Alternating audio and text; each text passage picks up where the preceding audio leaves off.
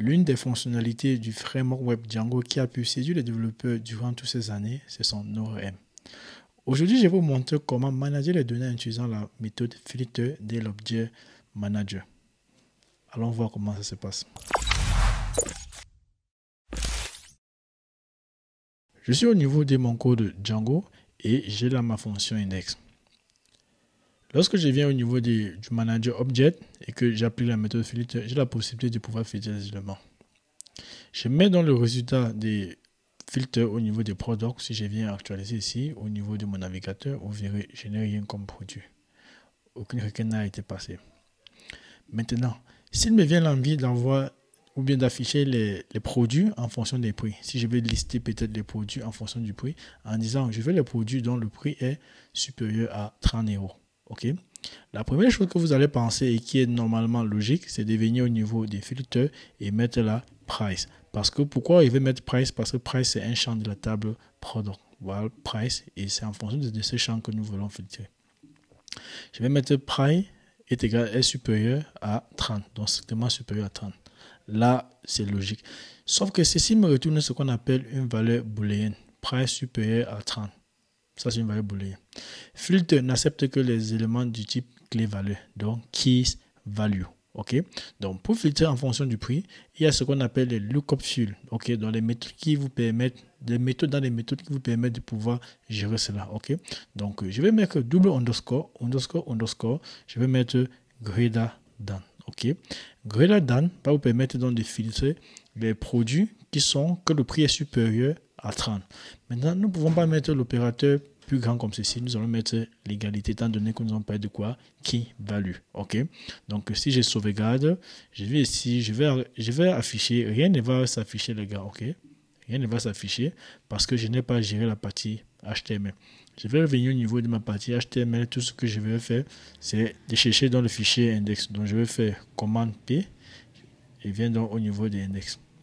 Au niveau de l'index, étant donné que c'est une liste que j'ai passée dans mon contexte, si vous regardez bien, c'est une liste, un query set. Ce que je peux faire, c'est de faire une boucle for. Et je vais dire for product, ok, qui est un produit. Dans product, je vais mettre product avec S. Affiche-moi un LI où tu vas mettre la liste des produits. Donc, je vais mettre un LI et dans ce LI, je peux mettre un A ou pas. Je peux mettre un A. Et dans ce LI, dans ce A, qu'est-ce que je peux mettre? Je vais mettre dans les brackets qui me permettent d'afficher mes variables. Ici, je vais mettre product, comme ceci là, qui est l'instance d'un seul produit. Et je vais retourner juste ici, actualiser pour voir le résultat. Les gars, voilà la liste de mes produits. C'est que vous allez remarquer que jusque-là, je ne peux pas vraiment identifier un produit. Je ne sais pas quel est le produit 2 ou 4. Je n'ai pas la possibilité de pouvoir identifier cela. Ça affiche dans la méthode object. Ça veut dire que ceci, c'est une instance des products. Maintenant, pour gérer cela, je vais venir juste au niveau de mon modèle et définir dans la méthode str, les gars. Ok, je vais dire define str underscore str qui est une méthode spéciale. Et à ce niveau, je vais mettre ce que je vais afficher. Ce que je vais afficher, c'est title. Self.title. Ok, je vais retourner ici, actualiser. Si j'actualise, les gars, voilà donc le nom des produits. Donc, nous avons vu comment faire un filtre des produits dont le prix est supérieur à 30. Bon, je peux afficher la liste des produits ici en haut, dans le total des produits pour me rassurer que les choses marchent bien, les gars. Ok, donc à ce niveau, qu'est-ce que je vais faire? Je vais utiliser la variable et là, je vais mettre product. Ok, product avec S qui est la totalité de mes produits. Et au niveau du product avec S, je vais mettre ce qu'on appelle les filtres. Je mets un pipe, donc le tiret vertical, et je vais mettre la length. Length va me permettre de retourner la taille de tout ceci là. Si je reviens là, désolé, j'actualise. On va me dire j'ai 687 produits dont le prix est supérieur à 30.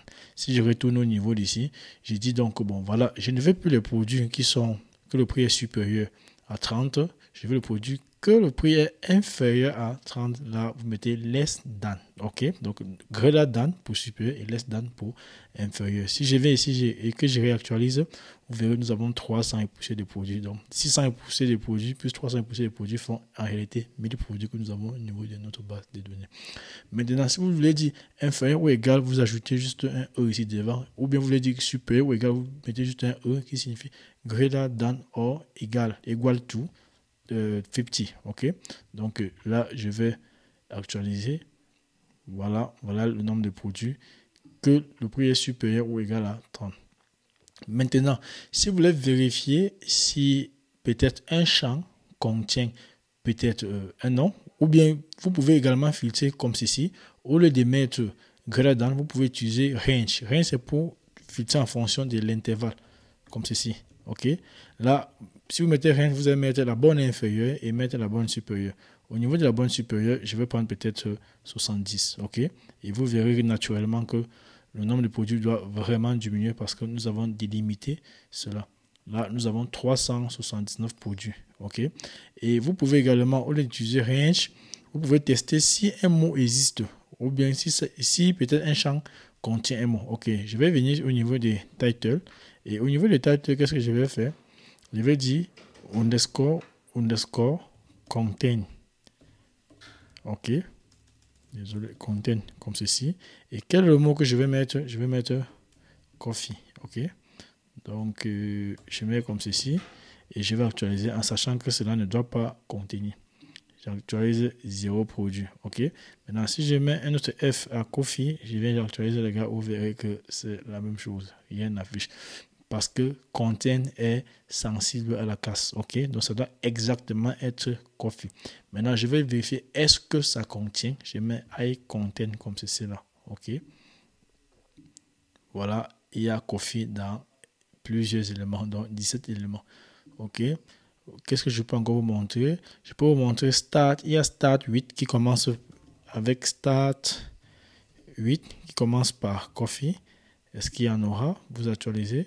Rien, 0. Vous avez également N8. Si vous voulez peut-être tester le nom de domaine, comme par exemple .com, au lieu de start 8, vous mettez N8, ceci. Et vous venez actualiser, les gars, rien. N8. Bon, il y a S ici. Là, je vais actualiser. Rien. OK.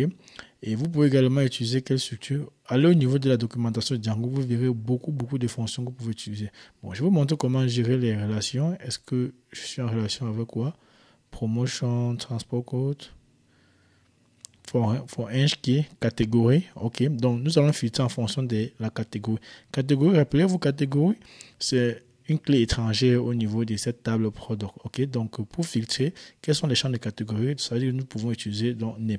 Si je viens au niveau d'ici, au lieu de mettre start 8, je vais juste mettre catégorie et il va me dire qui ne comprend pas. Je vais actualiser.